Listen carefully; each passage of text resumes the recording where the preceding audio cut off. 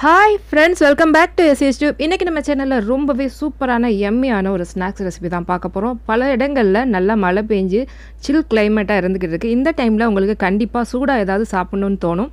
அதுக்காக ஒரு super recipe நான் உங்களுக்கு இன்றைக்கி ஷேர் பண்ண போகிறேன். இன்றைக்கி இதுக்கு நான் 1 கப் கோதுமை மாவு எடுத்திருக்கேன். ஒரு பெரிய வெங்காயம் சின்ன சின்னதாக வெட்டியிருக்கேன், அதையும் சேர்த்துக்கலாம். கூடவே ஒரு கைப்பிடி அளவு ஸ்ப்ரிங் ஆனியன் சேர்த்துக்கலாம். இது இல்லைன்னா பிரச்சனை இல்லை, நீங்கள் இதை ஸ்கிப் பண்ணிடலாம். கூடவே ஒரு 3 பல்லு பூண்டு சின்ன சின்னதாக கட் பண்ணி அதையும் சேர்த்துக்கலாம். ஒரு க்ரீன் சில்லி விதையை நீக்கிட்டு அதையும் குட்டி குட்டியாக வெட்டி வச்சுருக்கேன். நல்லா பழுத்த மிளகாய் ஒன்று, அதையும் விதை நீக்கிட்டு இந்த மாதிரி குட்டி குட்டியாக கட் பண்ணி வச்சுருக்கேன். கூடவே இதில் கற்பூரவள்ளி இலை ஒரு மீடியம் சைஸில் 2 அல்லது 3 இந்த மாதிரி ரொம்ப குட்டி குட்டியாக கட் பண்ணி ஆட் பண்ணிக்கலாம். இருமல் சளி இருந்ததுன்னா குழந்தைங்களுக்கு இந்த மாதிரி சாப்பாட்டில் ஓமவல்லி இலையை கலந்து கொடுத்திங்கன்னா ரொம்பவே நல்லது. அவங்களுக்கு தனியாக கொடுத்தா சாப்பிட மாட்டாங்க. ஸோ இப்போ எல்லாத்தையும் சேர்த்துட்டு நல்லா இந்த மாதிரி ஒரு ஃபோர்க் வச்சு நம்ம நல்லா மிக்ஸ் பண்ணி விட்டுக்கலாம். இந்த ஸ்டேஜில் லைட்டாக கொஞ்சமாக தேவையான அளவு உப்பு சேர்த்துக்கோங்க.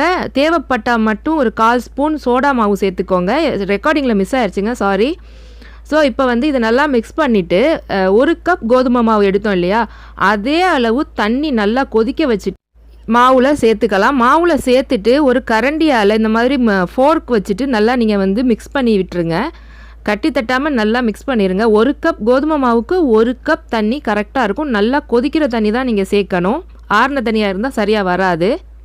இன்றைக்கி இந்த ரெசிப்பியில் நம்ம ஆட் பண்ணியிருக்கிற பொருட்கள் எல்லாமே பார்த்திங்கன்னா நோய் எதிர்ப்பு சக்தியை தூண்டக்கூடியது. இதையே நம்ம தனித்தனியாக கொடுத்தோன்னா குழந்தைங்க சாப்பிட மாட்டாங்க. அவங்க சாப்பிடக்கூடிய ஸ்நாக்ஸில் அதை கலந்து தரப்போகும்போது அவங்களுக்கே தெரியாமல் அதை விரும்பி சாப்பிடக்கூடிய சூழலை தான் நம்ம உருவாக்கணும். மாதிரி நல்லா மிக்ஸ் பண்ணிக்கோங்க. ரொம்ப கெட்டியாகவும் இருக்கக்கூடாது, ரொம்ப தண்ணியாகவும் இருக்கக்கூடாது. ரொம்ப தண்ணியாக இருந்ததுன்னா எண்ணெயை இழுக்க ஆரம்பிச்சிடும் நம்ம பொரிக்க போகும்போது. இன்கேஸ் கொஞ்சம் தண்ணி ஆயிடுச்சு அப்படின்னா பதறாதீங்க. ஒரு டேபிள் ஸ்பூன் அல்லது 2 டேபிள் ஸ்பூன் மாவு எக்ஸ்ட்ராவாக சேர்த்து மிக்ஸ் பண்ணி விட்டிங்கன்னா சரியாக வந்துடும். இப்போ அடுப்பில் எண்ணெய் காய வச்சுருக்கிறோம் இதை பொரிக்கிறதுக்கு. அதுலேருந்து 1 டேபிள் ஸ்பூன் அளவு எண்ணெயை எடுத்து நம்ம கலந்து வச்சுருக்கிற மாவில் நல்லா மிக்ஸ் பண்ணிக்கோங்க. மாதிரி நீங்கள் பண்ணுறதுனால நம்ம பொரிச்சு எடுக்க போகும்போது இந்த ஸ்நாக்ஸ் நல்லா கிறிஸ்பியாக வரும். இப்போ எண்ணெய் நல்லா சூடாயிருச்சு. இதில் நம்ம ஒரு கரண்டியால் எடுத்து இந்த மாதிரி கொஞ்சம் கொஞ்சமாக போடலாம். கையில் எடுத்து போட வராது, ஸ்டிக்கியாக இருக்கும். மாவை எண்ணெயில் போட போகும்போது நல்லா ஃபுல் ஃப்ளேமில் வச்சுக்கோங்க. மாவை போட்டதுமே அடுப்பை மீடியம் லோவுக்கு மாற்றிடுங்க. அப்போ தான் கரெக்டாக இருக்கும். வெளியில் கிறிஸ்பியாகவும் உள்ளே நல்லா சாஃப்டாகவும் ரொம்ப டேஸ்டியாக இருக்கும்.